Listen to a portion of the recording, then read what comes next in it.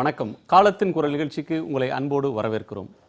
தடை செய்யப்பட்ட குட்கா எனும் போதை பாக்கை தமிழ்நாட்டில் காவல்துறையினர் மற்றும் அரசு துறை அதிகாரிகளுடைய ஒப்புதலோடு சென்னை மாநகரில் விற்பதற்காக அந்த போதை பாக்கை தயாரித்த நிறுவனம் ஒன்று அமைச்சர், உயர் போலீஸ் அதிகாரிகள் மற்றும் அரசு துறையின் அதிகாரிகளுக்கு 40 கோடி ரூபாய் வரையிலும் லஞ்சம் தந்ததாக ஒரு குற்றச்சாட்டு எழுந்து வருமான வரி சோதனையில் அதற்கான ஆவணங்கள் கைப்பற்றப்பட்டதாக செய்திகள் வெளியாகின.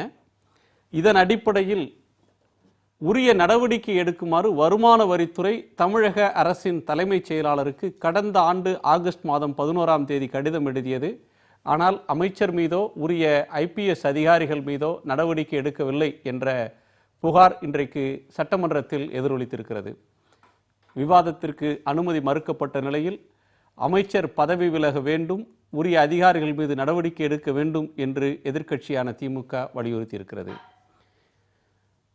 ஆபத்தான போதைப் பொருள்களை சென்னை மாநகரத்தில் விற்பதற்கு அனுமதி அளிக்கப்பட்டது என்ற செய்தியும், இதற்காக அதிகாரிகளுக்கு பல்வேறு வகைகளில் லஞ்சம் தரப்பட்டது என்ற விவரமும் வருமான வரித்துறையினுடைய ஆவணங்களில் இருப்பதாக அந்த துறையின் சார்பில் தெரிவிக்கப்பட்டிருக்கிறது.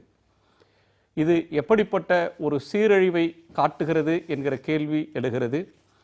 அமைச்சரும் அதிகாரிகளும் இதற்கு உடந்தையாக இருந்தார்கள் என்ற வருமான வரித்துறையின் கசிய விடப்படும் இந்த ஆவணம் ஒன்றை மட்டும் ஆவணமாக எடுத்துக்கொள்ள வேண்டுமா?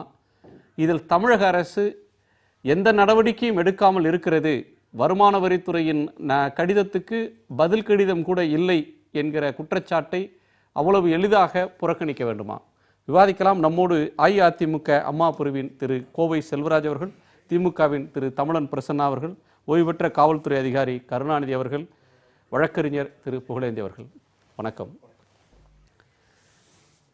செல்வராஜ் அவர்களிடம் தொடங்கலாம். கடந்த ஆண்டில் ஜெயலலிதா அவர்கள் உயிரோடு இருந்து அவர் ஆட்சி நடத்திய காலத்தில் இந்த நடந்ததாக சொல்லப்படக்கூடிய இந்த முறைகேடு அவருடைய ஆட்சி காலத்தில் நடந்திருக்கு. இதில் முறைகேடு 2 காவல்துறையினுடைய ஆணையர்களாக இருந்தவர்களுக்கு லஞ்சம், அமைச்சருக்கு லஞ்சம், சுகாதார அதிகாரிகளுக்கு லஞ்சம் அப்படின்ற விஷயம் யாரோ எதிர்க்கட்சியினர் சொல்கிறாங்க அல்லது வழிப்போக்கர்கள் சொல்கிறாங்க, ஊடகங்களில் ஏதோ செய்தி வெளியானது அப்படின்னு அதை நீங்கள் முக்கியத்துவம் கொடுக்காம கூட விட்டுறலாம். ஆனால் ஒரு மத்திய அரசாங்கத்தினுடைய பொறுப்பான துறை இன்கம் டேக்ஸ் டிபார்ட்மெண்ட், நாங்கள் சீஸ் பண்ணதில் இந்த தகவல்கள் இருக்குது, இன்னார் எங்களுக்கு ஒப்புதல், அந்த கம்பெனியை சேர்ந்தவரே ஒப்புதல் வாக்குமூலம் தந்திருக்கிறார் அப்படின்னு அரசாங்கத்துக்கு எழுதின கடிதத்தின் மீது ஏன் நடவடிக்கை இல்லை? அதாவது வருமான வரித்துறை அதிகாரிகள் சொல்கிறாங்க, லெட்டர் அனுப்புன்னு சொல்கிறாங்க. உங்களுக்கு அந்த கம்பெனிக்காரர் இவங்களுக்கு பணம் கொடுத்தாங்கிறதுக்கு சும்மா ஒரு வெள்ளை பேப்பரில் ஒரு டைரியில் எழுதி வச்சதை வச்சு நடவடிக்கை எடுக்க வேண்டியது அரசுடைய கடமை அல்ல. அது ஆதாரப்பூர்வமாக இருக்கணும். அவங்களே இன்வெஸ்டிகேஷன் நடத்தணும், இன்கம் டேக்ஸ் நடத்தி அவங்களே விசாரிச்சிருக்கலாம், அவங்களே எல்லாரும் கூப்பிட்டு கேட்டிருக்கலாம். கேட்டு இந்த மாதிரி உங்கள் மேலே புகார் எழுதியிருக்காங்க, நீ அந்த மாதிரி கேட்டிருக்கலாம். இல்லை அந்த மாதிரி பணம் அதிகமான பணம்னாக்கா அதை அந்த அதிகாரி வீட்டில் போய் ரைடு பண்ணியிருக்கலாம், நீங்கள் ரைடு பண்ணி கண்டுபிடிச்சிருக்கலாம். ஏன் உங்களுக்கு எல்லா விதமான வசதி இருக்குது. நீங்கள் இது எத்தனையோ இடங்களில் 40 இடம் 50 இடம் சர்ச் பண்ணுறீங்க, அதை பற்றி எதுவும் பேசுறதில்ல. இது ஒரு அதிகாரிகளோ அரசியல்வாதிகள் இருக்கிறாங்கன்னு தெரிஞ்சதுனாக்கா அரசியல்வாதிகள் மாதிரியே இன்கம் டேக்ஸ் அதிகாரிகளும் மாறிட்டாங்களோ ஒரு அச்சம் இப்போ மக்கள் மத்தியில் வருது. அவங்க இன்கம் டேக்ஸ் ஆஃபீஸர் மாதிரி இல்லை. இன்கம் டேக்ஸில் எதை ரைடு பண்ணாலும் வெளியே முதல்ல சொல்லக்கூடாது. சட்டப்படி அவங்க ரகசியம் காக்கணும். அவங்க முழுமையான தீவிர விசாரணை படுத்தி அதில் தடயங்கள் கிடைச்சா வழக்கு தொடுக்கலாம், இல்லை பெனால்ட்டி போடலாம். பணம் கொடுத்தவங்களுக்கு இந்த மாதிரி பணமாக இருந்தால் வழக்கு தொடுக்க சொல்லி அதிகாரிகளுக்கு சொல்லலாம், இல்லை நீதிமன்றத்துக்கு போகலாம். இந்த மாதிரி போகிறதுங்கிறது இது அரசியல் உள்நோக்கத்தோட அரசியல் லாபத்துக்காக ஒரு சில அதிகாரிகளுக்கு யாரோ உந்துதல் செய்கிறாங்களோன்னு நான் சந்தேகப்படுறேன். நீங்கள் அரசியல் உள்நோக்கம், அரசியல் லாபம் இப்படிலாம் சொல்கிறது இன்னைக்கு இருக்கிற மாறின பொலிட்டிக்கல் சினரியோவில் நீங்கள் சொல்கிற கருத்தாக இருக்கலாம். ஆனால் இந்த சம்பவம் நடந்த காலம் தமிழ்நாட்டில் ஒரு நிலையான ஆட்சி இருந்த காலம், ஒரு உறுதியான முதலமைச்சர் இருந்த காலம். அப்போ ஐடி துறை அப்போதே தன்னுடைய அரசியல் வேலையை தொடங்கிடுச்சு. இந்த கடிதம் அவர்கள் எழுதினது, சம்பவம் நடந்தது ஜூன் மாதத்தில். கடிதம் அரசின் தரப்புக்கு ஐடியில் இன்னாரை நாங்கள் சோதனையிட்டோம், இவ்வளோ பேரை கைது செய்தோம், இவர்கள்ட்ட இதை பறிமுதல் செய்தோம், அவங்கள்ட்ட இருந்த ஆவணங்கள்ல இன்னாருக்கு பணம் கொடுத்தோம், தீபாவளி போனஸாக கொடுத்தோம், கிறிஸ்மஸ் போனஸாக கொடுத்தோம், வேற வகையினங்களில் கொடுத்தோம், அமைச்சருக்கு இவ்வளவு கொடுத்தோம், காவல்துறை ஆணையருக்கு இவ்வளவு கொடுத்தோம்னு எழுதுனதை அன்றைக்கு அரசின் தரப்புல ஐடி டிபார்ட்மெண்ட் தரப்புல கொடுக்குறாங்க. நீங்க சொல்ற அரசு கொடுக்க வேண்டிய அவசியமா அவங்களுக்கு இல்ல சார். அது இன்னைக்கு நீங்க சொல்ற அரசியல் காரணங்களுக்காக சொல்றாங்க, அரசியல்வாதிகளுடைய கைப்பாவையாக அவங்க நடத்தி இது ஆதாரம் இருக்கா, உண்மையா இல்ல இவனா சும்மா ஒரு பேப்பர்ல எழுதி வச்சிருக்கானா ஒரு உயர் அதிகாரி மேல பழி வாங்குறதுக்காக? ஏன்னா அவங்க சட்டப்படி நல்ல நடவடிக்கை எடுத்து அவங்கள பழி வாங்குறதுக்காக அப்படி எழுதி வச்சிருந்தா எப்படி சொல்ல முடியும்? ஒரு பணம் கொடுத்து எழுதுனா அந்த ஆளு வேணுங்கிறக்க ஒரு அதிகாரி மேலேயோ ஒரு அமைச்சர் மேலேயோ அதிகாரத்தை அதிகமாக பயன்படுத்தி இந்த தப்பே பண்ணக்கூடாதுன்னு யாரை கண்டிஷன் பண்ணாங்க கூட சில அதிகாரி மேல மொட்டை பெட்டிஷன் போடுவாங்க சில பேர். இவர் வந்து எங்களுக்கு மொட்டை பெட்டிஷன் வகையில சேர்றதுன்றீங்க இல்ல, அந்த மாதிரி எழுதி வைக்கிறதான சார். என்ன இது என்ன அத்தாச்சி இருக்கான் பணம் கொடுத்ததுக்கு? அவங்க வந்து இன்னார் அமைச்சர் மீது நடவடிக்கை எடுங்கன்னோ அமைச்சர் பேரே கிடையாது. வி பாஸ்கர்னு இருக்கு, வி பாஸ்கர்னு இருக்கு. வி பாஸ்கர் யாரு? ஏன் விசாரணை நடத்தல? விசாரணை நடத்தினால் யார் செய்தாங்க? அவங்க வந்து இன்னாரை வந்து வெள்ளை பேப்பர்ல எழுதிட்டு வந்து கொடுக்கிறதுக்கெல்லாம் நம்ம நடத்த வேண்டிய அவசியம் இல்லை நான் சொல்றேன். அப்ப நீங்க கடிதத்தை திருப்பி எழுதிடலாமே. ஒரு ஒரு வெளியே சொல்ல வேண்டிய அவசியம் இல்லை. இது வந்து வருமான வரி துறை, ஒரு துறைக்கு துறை லெட்டர் வருதுன்னா இந்த துறை சார்பில் அந்த துறைக்கு போகும்போலயே வெளியே வந்து வெளிப்படையா பத்திரிகைகளுக்கோ ஊடகங்களுக்கோ கொடுக்குற அளவுக்கு இல்லாது. இல்ல, பிரின்சிபல் டைரக்டர் இப்ப வருமான வரித்துறையினுடைய தமிழ்நாட்டினுடைய தலைமை பொறுப்பில் இருக்கிற ஒரு உயர் அதிகாரி தமிழக அரசின் தலைமைச் செயலாளருக்கு கடிதம் எழுதுறார். அப்படி கடிதம் எழுதுற பட்சத்துல அந்த கடிதத்தின் சார்பில் இது ஏதோ அரசியல் உள்நோக்கம் இருக்கிறது மாதிரி தெரியுது. இன்வெஸ்டிகேஷன் பண்ணி எவ்வளவோ பிரச்சனைகளா இருக்கு, அது எல்லாத்துக்குமே நடவடிக்கை எடுத்து இந்த மாதிரி வெளிப்படையா இன்கம் டாக்ஸ் சொல்றதே முதல்ல தப்பு சார். அவங்க என்ன நடவடிக்கை எடுக்கிறோங்கிறத வெளிப்படையா சொல்லவே கூடாது. முதல்ல சொல்றாங்கன்னா அது வந்து அரசியலுக்காக சொல்றதுதான். அப்ப இந்த அரசியலை ஜெயலலிதா அவர்கள் இருக்கும்போதே சொல்லிட்டாங்க, ஜெயலலிதா இருக்கும்போதே இந்த அரசியலை ஐடி டிபார்ட்மெண்ட் தொடங்கிருச்சுன்னு சொல்லுவீங்களா? இல்ல அவங்க வந்து இது அரசியல்வாதி வீட்டுக்குள்ள போறது மட்டும்தான் இந்த மாதிரி விளம்பரம் இந்தியா பூரா பண்ணிட்டு இருப்பாங்க. ஒரு நாளைக்கு எத்தனை இடத்துல பண்றாங்க உங்களுக்கு? 70 இடம், இன்னைக்கு கூட ஒரு 60 இடம் 70 இடம் பண்ணாங்கிறாங்க. அது யார் சொல்றா? சொல்றதே தப்புன்னு சொல்றீங்களா? சொல்றது இல்ல, நீ சொல்றதுல இருக்க விஷயங்கள் தொழில் அவங்களுக்கு அதான் சார். அவங்க தொழில், அவங்க துறைக்கு என்ன வேலை? அதுல கண்டுபிடிக்கணும். கண்டுபிடிச்சா நீ வந்து பெனால்டி போடு. இல்ல உனக்கு வந்து அதுல ஆதாரம் இல்லைங்கிற பட்சம் வரும்போது நீ வழக்கத்தோடு. இல்ல, இதுக்கு எப்படி நீங்க நியாயம்னு கற்பிக்கிறீங்க? எழுதி வைக்கிறதெல்லாம் அப்படின்னு நான் ஒன்று எழுதி வைக்கிறேன், இந்த நாளுக்கு ஒரு 1 கோடி கொடுத்தா 50 லட்சம் கொடுத்தான்னு. அப்ப அதுக்கு ஒரு விசாரணை கமிஷன் போடுங்க பார்ப்போம். இல்ல, ஒரு தடை செய்யப்பட்ட ஒரு பொருள் இத்தனை லட்சக்கணக்கான டன்ல கோடிக்கணக்கான ரூபாய் மதிப்பு இருக்கிறத பறிமுதல் செய்யறாங்க. அங்க வந்து ஆவணங்களை பறிமுதல் செய்யறாங்க, ஸ்டேட்மெண்ட் வாங்குறாங்க. அதை எதையுமே அரசியல்வாதிகளையோ அதிகாரிகளையோ அப்படி அந்த ஒரு குற்றம் சாட்டப்பட்ட நபர் எழுதி வச்சிருந்து சொன்னாங்கன்னா அதை அப்படியே வந்து தள்ளி வச்சிரணும், அது மேல எந்த நடவடிக்கையும் போடக்கூடாதுன்னு சொல்லி நிறைய கம்பெனி வந்து பேலன்ஸ் ஷீட்ல எழுதி வைப்பாங்க, இந்த கட்சிக்கு இவ்வளவு டொனேஷன் கொடுத்தேன்னு சொல்லி இந்த மாதிரி கொடுத்தா எழுதுவாங்க. அவங்க டைரியில் எழுதி வச்சிருப்பாங்க, எல்லாத்தையும் எழுதி வச்சிருப்பாங்க. அப்ப அதை புறாமே நீங்க போய் எடுத்துட்டு வாங்க, போய் அப்ப நிரூபிக்கிறத பாருங்க. அது நியாயமான வழியில தொழில் செய்யற ஒரு கட்சி, ஒரு கம்பெனி கூட ஒரு அரசியல் கட்சிக்கு டொனேஷன் கொடுக்கலாம், அதுக்கு சட்டத்தில் இடம் இருக்கு. ஆனால் சட்டபூர்வ விரோதமாக நடக்கிற ஒரு கம்பெனி சட்டவிரோதமான செயலை செய்யறதுக்கு லஞ்சம் கொடுக்கறதுக்கும் கட்சிக்கு டொனேஷன் கொடுக்கறதுக்கும் டிஃபரன்ஸ் இருக்கு. நீங்க இப்ப சொல்றதே நான் திருப்பி கேட்கிறேன். அந்த மாதிரி ஒரு பொருளை விற்க வேண்டாம்னு தடை அதிகமா தடையோட வந்து அவங்களுக்கு அதிகமான வற்புறுத்தல் துன்புறுத்தல் கொடுத்து இது விற்க கூடாது, வித்தா உன்னை உள்ள பிடிச்சி போடுவேன்னு சொல்லி அந்த மாதிரி நடவடிக்கை எடுக்கிறதுனால அதுக்காக கூட பழிவாங்கற எழுதியிருக்கலாம்னு நான் நினைக்கிறேன். இது பழிவாங்கல் அப்படின்ற பார்வை நீங்க எப்படி? சந்தேகமே கிடையாது. புகழேந்தி இல்லை, ஒன்று என்னுடைய கருத்தை என்ன நான் சொல்கிறேன்னா, இன்னைக்கு வந்து இந்த வருமான வரித்துறையை வந்து மத்திய அரசு தன்னுடைய தேவைக்காக பயன்படுத்துகிறது என்பது என்னுடைய ஒரு குற்றச்சாட்டு. ஏன்னா அது வந்து எவ்வளோ பேர் இன்னைக்கு ஊழல் செஞ்சுக்கிட்டு இருக்காங்க, இது மாதிரி நடந்துக்கிட்டு இருக்கு. ரெண்டாவது, இந்த குட்காவில் 40 கோடி கொடுத்தாங்கன்றதெல்லாம் இல்லை, ஒரு நாளைக்கு தமிழ்நாடு முழுக்க கிட்டத்தட்ட 50 கோடி ரூபாய் அளவுக்கான வியாபாரம் நடந்து இருக்கு ஒரு நாளைக்கு மட்டும். அது மட்டும் இல்லாமல் இது மட்டும் இல்லை, குட்கா மட்டும் இல்லை, இது மாதிரி 1 நம்பர் லாட்ரி, மிசோராம் லாட்ரி, இது மாதிரிலாம் லாட்ரிகள் அங்கேருந்து கடத்தப்பட்டு இல்லை ஆன்லைன் லாட்ரி, இதன் மூலமாக கூட கிட்டத்தட்ட ஒரு நாளைக்கு 10 கோடி ரூபாய் அளவுக்கு தமிழ்நாட்டில் இது மாதிரி கள்ளத்தனமாக ஒரு வணிகம் நடந்து கொண்டு இருக்கிறது. இதை எல்லா மட்டத்திலையும் நீங்க வந்து தடுக்க முடியும். சாதாரண ஒரு கடையில நீங்க வரேன் ஒரு நிமிஷம். நீங்க சொல்றது வந்து வருமான வரித்துறையை அரசியலுக்காக மத்திய அரசு பயன்படுத்துகிறது அப்படின்ற குற்றச்சாட்டு சொல்றீங்க. செலக்டிவ் லீக்ஸ் அங்கே இருந்து வருதுன்னு சொல்றீங்க. அதுல வந்து ஒரு அரசியல் பார்வையை நீங்க முன்வைக்கிறீங்க. ஆனால் பல நேரங்கள்ல ஊழல் அம்பலத்துக்கு வர்றது அதிகார சண்டையில வெளில வரும். கண்டிப்பா இரண்டு IPS அதிகாரிகளுக்குள்ள தகராறு இருக்கிறப்ப அதனுடைய தகவலை ஒருவருடைய தகவலை இன்னொருவர் வெளியிடுவார். இல்ல உன்னை இதுல அரசு நீங்க மக்கள் நன்மை பொது நன்மை அப்படின்ற ஒன்று இந்த சண்டையிலேயாவது ஒரு உண்மை வெளிப்படுதா இல்ல அப்படின்ற ஒரு விஷயத்தை தான் பொது நன்மைன்ற அடிப்படையில பார்க்க வேண்டியது இருக்கு. இல்ல நீங்க சொல்றது சரிதான். இதே கூட ஒரு 2 காவல்துறை அதிகாரிகளுக்கு இடையில அதிகார மட்டத்துல நடக்கிற ஒரு சண்டையில கூட இது லீக் ஆயிருக்கு. அதுதான் லீக் ஆயிருக்கு.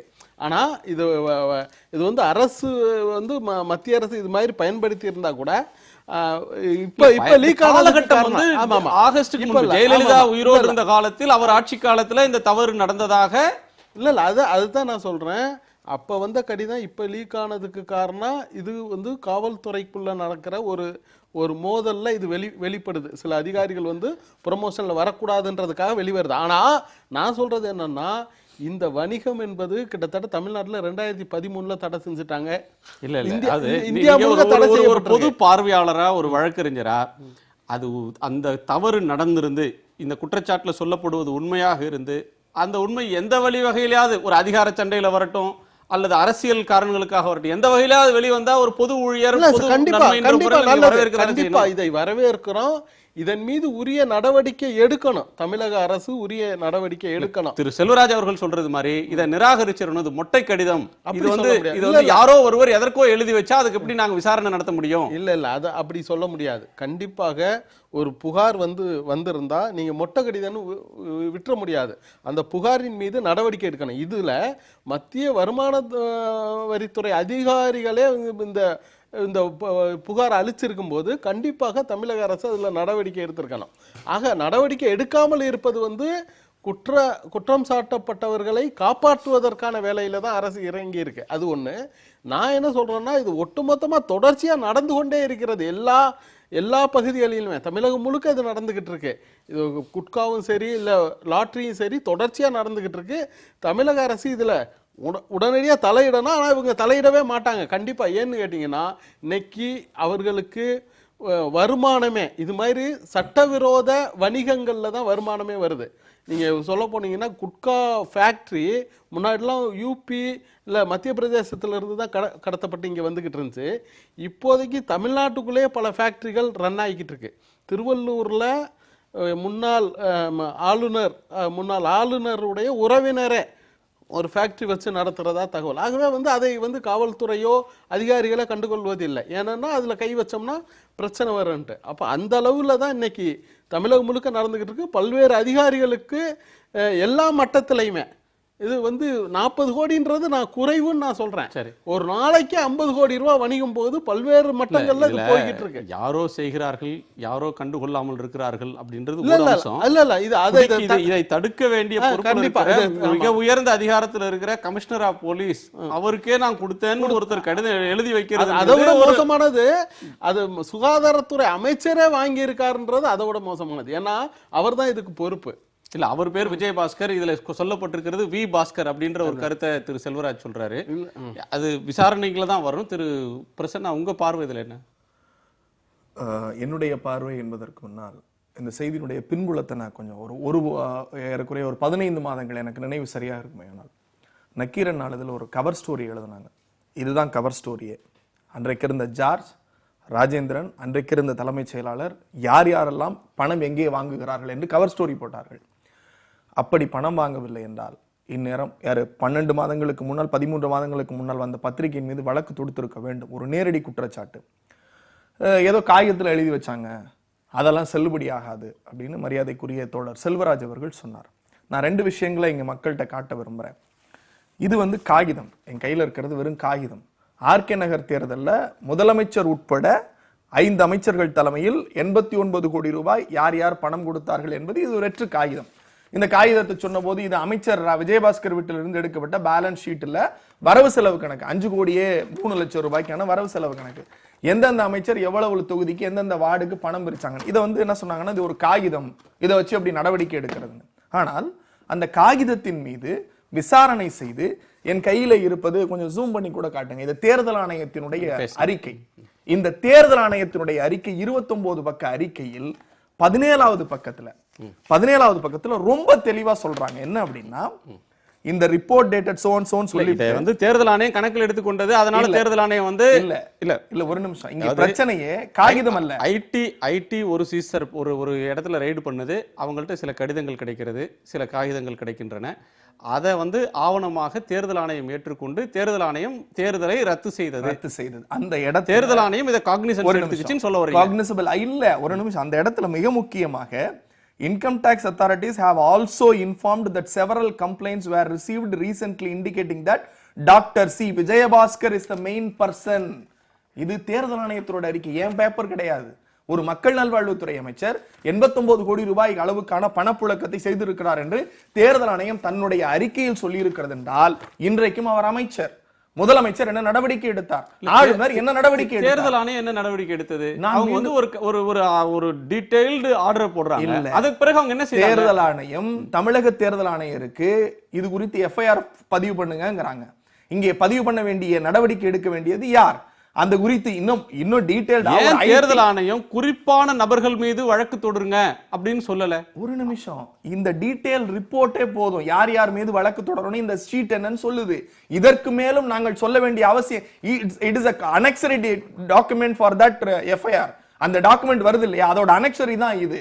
அந்த அனெக்சரியில இருக்கிற பெயரை பார்த்தாலே போதுமே, நீங்க வேறையா முதலமைச்சருக்கு போக வேண்டாம். தேர்தல் ஆணையம் ஸ்பெசிபிக்கா சொல்லுது, சரத்குமார், ராஜேந்திரன், இன்றைக்கு இருக்கிற கீதா லட்சுமி, எம்ஜிஆர் மருத்துவ பல்கலைக்கழகத்தினுடைய துணைவேந்தர், அதை தாண்டி விஜயபாஸ்கர் பேர் பர்டிகுலரா சொல்றாங்க. இது மீது என்ன நடவடிக்கை எடுக்கப்பட்டது? இது காகிதம் கிடையாது. இதை தாண்டி பல குற்றச்சாட்டுகள். கடந்த வாரம் வந்திருக்கிற ஆவி ஆனந்த விகடனுடைய தலையங்கமே இதுதான். இந்த ஆட்சி ஊழலின் புகலிடம் என்று தலையங்கம் எழுதியிருக்கிறார்கள். தொட்டதற்கெல்லாம் பணம் கொள்ளையடிக்கிறார்கள் என்று. மக்களுடைய பிரச்சனையில் இந்த பிரச்சனை குறிப்பான இந்த விஷயத்தை பற்றி மட்டும் பேச நிச்சயமா இதுவும் ஒரு அங்கம். இது மக்கள் பிரச்சனை. தளபதி மிக தெளிவா சொல்லிருக்காங்க. வருமான வரித்துறையோ அல்லது எலெக்ஷன் கமிஷனோ நீங்க சொல்றதுக்கு மாறான ஒரு கருத்தை திரு ஊழல் மீது நடவடிக்கை எடுக்கணுன்றதுல மாற்று கருத்து இல்ல. இந்திய கம்யூனிஸ்ட் கட்சியினுடைய மாநில செயலாளர் இது தொடர்பா சொல்றப்ப முத்தரசன் வந்து சொல்றாரு, கோடிக்கணக்கில் லஞ்சம் ஊழல் புகார் பத்தி செய்தி வருது, ஆனால் நடவடிக்கை மேற்கொள்ளாமல் இருப்பது விந்தையாக இருக்கிறது. தேர்தல் ஆணையமும் வருமான வரித்துறையும் அரசியல் ஆதாயங்களுக்காக பயன்படுத்தப்படுகின்றனவான்ற நியாயமான சந்தேகங்கள் எழுகின்றன. அது அவருடைய அச்சம். நாங்கள் என்ன கேட்கிறோம், அச்சத்தையும் தாண்டி விளக்கம் கொடுக்க வேண்டிய இடத்தில் சட்டமன்றத்தில் முதலமைச்சர் இருக்கிறார். அவர் குறித்து பிரச்சனை வருகிறது. குறிப்பா அந்த அமைச்சர் சபையில இருக்கிறார். அவர் இன்றைக்கு பதவியில இருக்கக்கூடிய அமைச்சர், அவர் குறித்து பிரச்சனை வருகிற போது, ஆதாரங்களை காட்டி கேட்கிற போது, அந்த அமைச்சர் அவையில எழுந்து விளக்கம் கொடுப்பதற்கோ அல்லது பதில் சொல்வதற்கோ என்ன தடை? சபாநாயகர் அது குறித்தே பேசுவதற்கு அனுமதி மறுப்போம் என்று சொன்னால் அங்கே ஜனநாயக படுகொலை நடக்கிறது. அவர் சபாநாயகர் என்ன சொன்னார்? இன்னைக்கு நானும் சட்டசபையில் மேலதான் இருந்தோம். அவர் என்ன ஆதாரம் கொண்டு வந்து எங்கிட்ட கொடுங்க. வெறும் சும்மா புகார் ஒரு லெட்டர் கொடுத்து போட்டு சட்டசபையில் பேச முடியாது. அதுக்கான ஆதாரம் எல்லா விஷயத்தையும் கொண்டு வந்து கொடுங்க, நான் பேசுறதுக்கு அனுமதி கொடுக்கறது. ஆதாரம் இதுவரை கொடுக்கல. இதே மாதிரி தான் திரு செல்வராஜ் இதுல வந்து எதிர்க்கட்சி தலைவர் திமுகவின் சார்பில் அவர் ஒரு குற்றச்சாட்டை சொல்லி அதற்கான ஆதாரத்தை கொடுத்து பேச சொல்றதுன்றது ஒன்று. இது ஒரு மத்திய அரசாங்கத்துடைய ஒரு ஏஜென்சி, இன்கம் டாக்ஸ் டிபார்ட்மெண்ட்ல இருக்கிற ஒரு உயர் அதிகாரி. இன்கம் டாக்ஸ் டிபார்ட்மெண்ட் நீங்க இந்த மாதிரி நடவடிக்கை கூப்பிட்டு வச்சு சொன்னாங்களா சார்? இல்ல, அவங்க கடிதம் எழுதி இருக்காங்க. தலைமைச் செயலாளருக்கு எழுதி இருக்காங்க. யார் சொன்னது எழுதுனாங்கன்னு? இதுவரை அவங்க மறுக்கலையே. எழுதுனாங்கன்ற கடிதம் எழுதுனது யார்? ஆதாரப்பூர்வம் என்ன இருக்கு உங்களுக்கு? எழுதுனாங்க என்ன ஆதாரம் இருக்கு? சரி, நான் ஊடகங்களை வரத வச்செல்லாம் ஒரு ஊடகங்களை வரதெல்லாம் வச்சு பேசிட்டு இருக்க முடியுமா? எந்திரிச்சு இப்படி ஒன்று நடக்கவே இல்லை. கடிதத்தின் நகல் காட்டி விட்டால் கடிதத்தின் நகல் காட்டுங்க. ஒரு நிமிஷம் கடிதத்தின் நகல் காட்டி விட்டால் முதலமைச்சர் விஜயபாஸ்கர் ராஜினாமா செய்வார். எதுக்காக பண்ணணும்? நேரடி சவால் விடுகிறேன். கேட்டார்ல சாட்சி எங்களிடத்துல இருக்கிறது எல்லா ஆதாரத்தோடு வந்திருக்கு. அந்த கடிதம் நகலை காட்டி விட்டால் முதலமைச்சர் ராஜினாமா செய்வாரா? டிபார்ட்மெண்ட் வந்து அவங்க வெளிய சொல்லி இருக்காங்களா? இன்கம் டாக்ஸ் டிபார்ட்மெண்ட்ல நாங்க இந்த மாதிரி இப்படி ஒரு கடிதம் வரல. இல்ல, இவ்வளவு பெரிய சர்ச்சை வந்த பிறகு அரசாங்கத்தின் சார்பில் சும்மா ஒரு போர்ச்சனையான சர்ச்சைக்கால பதில் சொல்ல வேண்டிய அவசியம் முதலமைச்சர் கிடையாது, அமைச்சர் கிடையாது. இல்ல, அரசின் சார்பில் இப்படி ஒரு கடிதம் வந்தது சொல்ல வேண்டிய அவசியம் இல்ல. செய்தியே தவறு. அவசியம் சொல்ல வேண்டிய அவசியம் இல்ல. ஐடி டிபார்ட்மெண்ட் அந்த மாதிரி வரவே இல்லங்கற நான். ஐடி வந்தது யார் சொல்றது? ஐடி டிபார்ட்மெண்ட்ல தமிழக அரசுக்கு கடிதமே வரல. நாங்க அனுப்புறோம்னு சொல்லி பதில் வரலன்னு அரசு மறுக்கலாமே. நான் சார் அது யாருக்கு சொல்லணும் அவங்களுக்கு சொல்லுவோம். எல்லாருக்கும் வெளியே சொல்லிட்டு இருக்க வேண்டிய அவசியம் எங்களுக்கு இல்ல. 11/8/2016 பிரின்சிபல் செக்ரட்டரியா பிரின்சிபல் டைரக்டரா இருக்கக்கூடிய PR பாலகிருஷ்ணன் சீஃப் செக்ரட்டரியா இருந்த ராம்மோகன் ராவுக்கு கடிதம் எழுதியிருக்கார். அந்த கடிதத்தினுடைய நகல் எங்கிட்ட இருக்கு. நான் இப்பவும் சொல்றேன், இந்த கடிதம் வரல, நான் ஏன் பதில் சொல்லணும்னு பொறுப்பற்ற ஒரு நிமிஷம் நான் பேசி முடிச்சறேன், பேசுங்க. பொறுப்பற்றதனமா மக்கள்கிட்ட பதில் சொல்லக்கூடாது. ஆதாரம் இருக்கு, ஆதாரம் இருக்கு. அந்த ஆதாரத்துக்கு கூட ராஜினாமா லெட்டர் அந்த ஆதாரம் ஜெயலலிதா அம்மாவோட ராஜினாமா லெட்டர் போர்ச்சரி பண்ணன கட்சி இந்த கட்சி அந்த திமுக நீங்க என்ன செஞ்சாங்க? சும்மா இருங்க சார், உங்க ஆதாரம் இருக்கு, சும்மா ஜெராக்ஸ் காப்பி கையில வச்சிட்டு பூரா தூக்கி பிடிச்சிட்டா போதுமா? சசிகலாவையும் நடராஜனையும் நீங்க எதுக்கு இங்க இழுக்குறீங்கன்னு தெரியல. நீங்க தான் சின்னமா வேணாம்ங்க, மேல என்ன அபாண்டமான பழியமா வேணாம்ங்க. சப்ஜெக்ட்டுக்கு வாங்க, நீங்க சப்ஜெக்ட்டுக்கு வாங்க. நான் சப்ஜெக்ட்ட தான் பேசுறேன். அந்த கடிதம் எழுதப்பட்டது உண்மை, அந்த கடிதம் ஊடகங்களுக்கும் வந்தது, அது குறித்து நாங்களும் அறிக்கை விட்டிருக்கிறோம். அந்த கடிதம் வரவில்லை என்று நீங்கள் மறுக்கிறீர்கள். நாங்கள் ஆதாரப்பூர்வமாக அந்த கடிதத்தை நிரூபித்து விட்டால் எடப்பாடி பழனிசாமி உட்பட்ட அமைச்சரவை ராஜினாமா செய்யுமா? ஏன் இதுவரைக்கும் 11 மாதங்களாக அதற்கு எந்தவித பதிலும் சொல்லாமல் கோப்பிலேயே தூங்க வைக்கப்பட்டிருந்ததற்கான காரணம் என்ன? அல்லது இன்றைக்கு இருக்கிற தலைமைச் செயலாளர் கிரிஜா வைத்தியநாதனாவது பதில் சொல்லட்டும் மக்களுக்கு. அரசாங்கத்துக்கு அந்த மாதிரி கடிதம் வந்து ஒண்ணுமே வரல, அதை அனுப்பின மாதிரி வெளி உலகத்துல வந்து இது எதிர்க்கட்சி செய்யக்கூடிய போலி பிரச்சாரம்.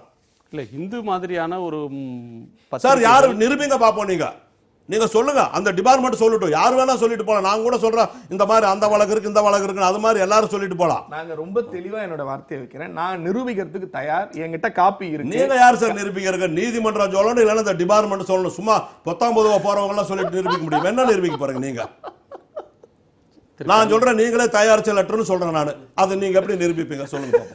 போட்ட கையெழுத்தே இல்லன்னு சொன்னவங்க தானே சார் உங்க தலைவர். நீங்களும் பண்ணாத சார், நீங்க வந்து ஒரு ராஜினாமா பண்ணாதவங்க ராஜினாமா பண்ண மாதிரி கடிதத்தை வச்சு டிராமா மக்கள் பாக்குறாங்க, மக்கள் எல்லாம் பார்த்துட்டு அப்ப நீங்க காங்கிரஸ்ல தான் தெளிவா இருக்காங்க. அப்ப நீங்க காங்கிரஸ்ல தான் தெளிவா இருக்கறனால 2016ல உங்களை வந்து தேர்ந்தெடுக்காம வீட்டுக்கு அனுப்புறாங்க. காங்கிரஸ்ல தான் சார். நீங்க எங்க இருக்கீங்க? நீங்க ரோட் சுத்திட்டு இருந்தீங்க. ரெண்டு பேரும் வித்தியாசமா பேச கூடாது, வித்தியாசமான கோணத்துல என்ன பேசுறோமோ அதை மட்டும் உங்களுக்கு ஒழுக்கமா பேச தெரியல, மக்கள் மத்தியில கேள்வி கேட்க தெரியாம ஏன் இந்த தேவையில்லாத வார்த்தை கிளம்புறீங்க?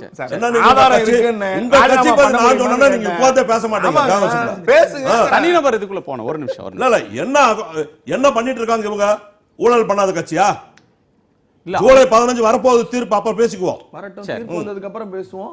அதனால இதை எதையுமே பேசக்கூடாதுன்னு பேசக்கூடாதுன்னு இல்ல, அது தேவையில்லாம தவறான சொல்லிட்டு இருக்க முடியாது. ஜெயலலிதா குற்றவாளின்னு சொன்னதை நம்ம விட்டுறணும். உச்சநீதிமன்றம் இறக்கும் போது நிரபராதியா இறந்தாங்க, அது சொல்றோம். நிரபராதியா யார் சொன்னா? யார் சொன்னா இறக்கும் போது குற்றம் இருந்ததா? போங்க சார், சும்மா இருங்க சார் நீங்க. சரி, நிறைய புதிய பார்வைகளில் புதிய கருத்துக்களை பேசிகிட்டு இருக்கிறோம். திரு கருணாநிதி அவர்கள்ட்ட தான் கேட்கணும். அது நிர்தாட்சண்யமாக மறுக்கிறார் செல்வராஜ். இப்படி ஒரு கடிதமே வரல, அப்படி ஒன்று எழுதப்படவே இல்லை, எழுதியதாக ஐடியும் சொல்லலை, அதனால் நாங்கள் அதை மறுக்க வேண்டியதில்லை அப்படின்னு சொல்லி அதிரடியாக சொல்கிறாரா தடாலடியாக சொல்கிறாருன்னு சொல்கிறதான்னு தெரியல. நிர்தாட்சண்யமாக மறுக்கிறார். இதில் என்ன நடந்திருக்கும்? இதில் அரசு என்ன செய்யும்? இதில் காட்டப்பட்ட கடிதங்களுடைய நகல்கள்லாம் பார்த்தோம். அதில் வச்சு பார்க்கும்போது முழுக்க அதை மறுக்கிற மாதிரி இல்லை.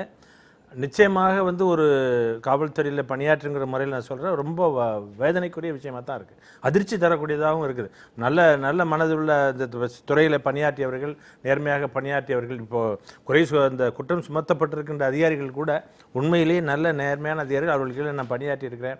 ராஜேந்திரன் சார், ஜார்ஜ் சார்லாம் நான் நல்ல அதிகாரிகள் என்று பெயர் பெற்றவர்கள். அவர்கள் யாரும் இதுவரைக்கும் குறை சொன்னதில்லை. முதலாக கேட்கும்போது ஸ்பெசிஃபிக்காக பெயர்களை சொல்லி சென்ட்ரல் கவர்மெண்ட்டோட ஒரு ஏஜென்சி ஸ்டேட் கவர்மெண்ட்டுக்கு ஜெயலலிதா அவர்கள் சீஃப் மினிஸ்டராக இருக்கும்போதே கடிதம் எழுதுறாங்க. இது அரசியல் நோக்கங்களுக்குன்னு அவர் சொல்லலாம். நீங்க என்ன கருத்து? இல்ல நான் அதை சொல்லல.